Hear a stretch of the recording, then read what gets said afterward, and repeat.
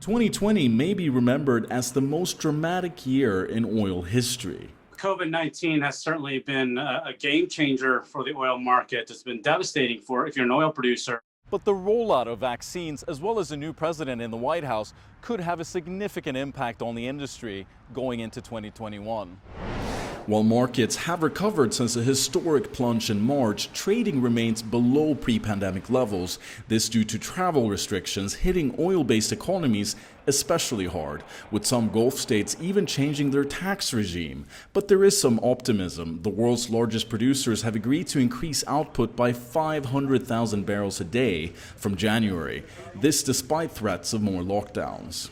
So OPEC Plus has agreed to increase production, but it took a while for them to come to a joint agreement.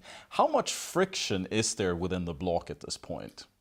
There have been some strains in the alliance. It's still held together and started to slowly inch its way back towards market normality.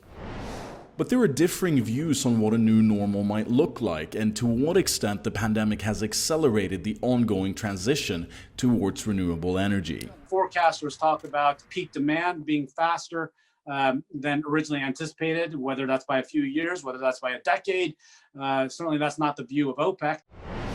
One country keen to supply more oil is Iran, which could secure some sanction relief if the U.S., under incoming President Biden, decides to return to the nuclear deal. But the negotiation window is tight, with Iran's presidential election scheduled for June. If negotiations are successful and constructive, you would still not see the sanctions removed and you would not see a lot of Iranian oil coming back to the market until late 2021, at the earliest. American diplomacy will also be tested when it comes to the U.S. China trade war, a cornerstone of Trump's foreign policy that's weighed not just on oil markets, but the overall global economy for some time now.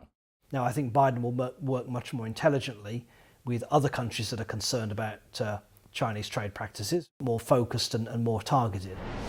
But the most significant X factor in restoring demand is not only the distribution of vaccines, but exactly when consumption is likely to return to pre-pandemic levels. Whether that happens in the back half of 2021, maybe 2022, in a worst case scenario, perhaps even 2023, that certainly wouldn't be a good situation for OPEC. So, the oil industry holds its breath, knowing fully well that the successful rollout of vaccines won't just save lives, but perhaps their industry as a whole. Jim Stenman, Dubai.